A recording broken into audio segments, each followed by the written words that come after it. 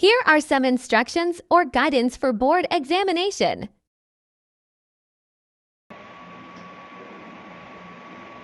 So next, after the exam, most important thing. Okay? आता paper संपला, बरोबर? मग आपलं काय? Avoid immediate discussion of answers. याचं उत्तर काय लिहिलंय, त्याचं उत्तर काय लिहिलंय, अरे हे बरोबर आहे का, हे चुकीचं आहे. तुम्ही कितीही सांगितलं तरी आम्ही ते विचारणार, बरोबर की नाही? दादाने सांगितलंय विचारायचं नाही, तरी पण काय करणार आपण, डिस्कस करणार. इव्हन दादा जेव्हा विचारणार पेपर बघितला, मग हे लिहिलं का दिलं किंवा मग मार्क्स काय दिले, बरोबर ना? किती मार्क असं लिहिलंय, मग ते पेनाने लिहिणार होता तिथे. ओके, पण ठीक आहे, पेपर जमा करून ठेवायचे, डिस्कस करायचं नाही, मी तुम्हाला विचारायचं. सो डायरेक्टली आपल्याला काय करायचं आहे, next page prepare for the next exam.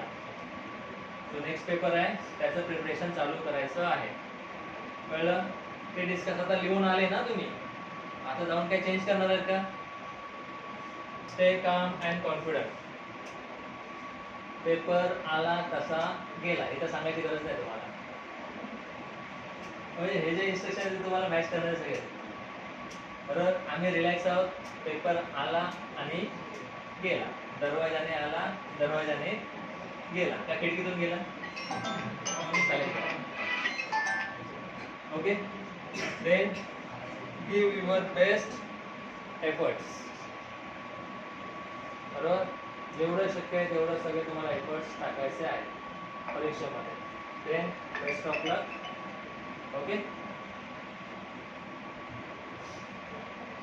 आता एक्झामच्या आधी जे प्रिपरेशन करायची होती, जे शॉर्ट टिप्स.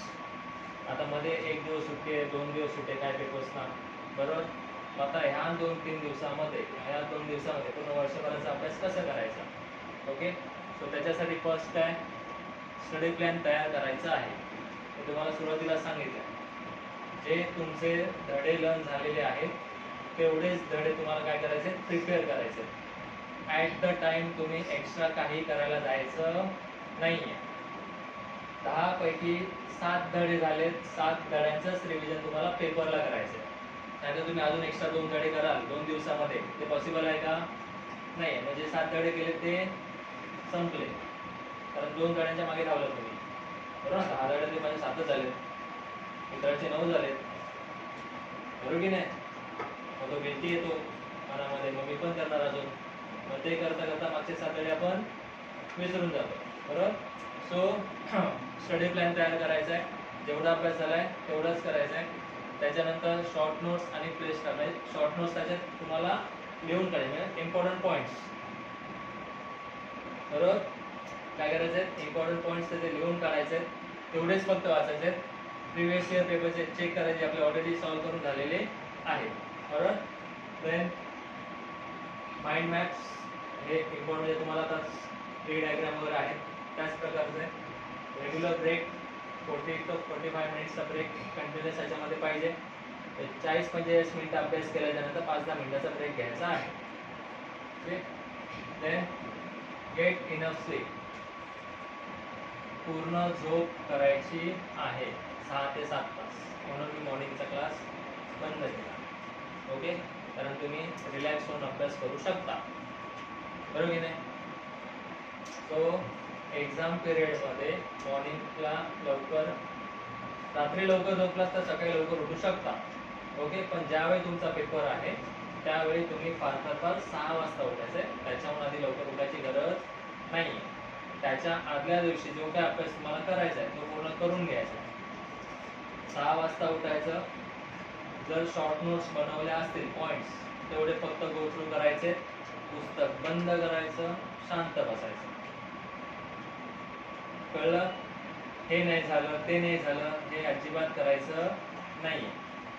चहा नाश्ता घ्यायचा आहे, एक्झामला जायला निघायचं. क्लिअर? समजलं? एक्झामला जाण्याच्या आधी पूर्ण व्यवस्थित, समज जास्त भरलेला पण नको आहे, खाली पण नको आहे, जास्त पण जेवून नाही जायचंय आणि कमी पण जेवून नाही जायचं, मीडियम बिल घ्यायचं. कळलं? नाही तर मी सकाळचा नाश्ताच नाही करत, मी कशाला जेवण, मला नाही आवडत सकाळचा नाश्ता. तर असं करायचं नाही आहे.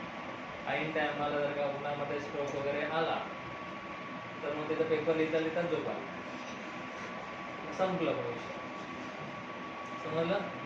ओके, झोप तुमची पूर्ण झाली पाहिजे. Thank you for watching. Watch previous video and upcoming videos by subscribing our channel.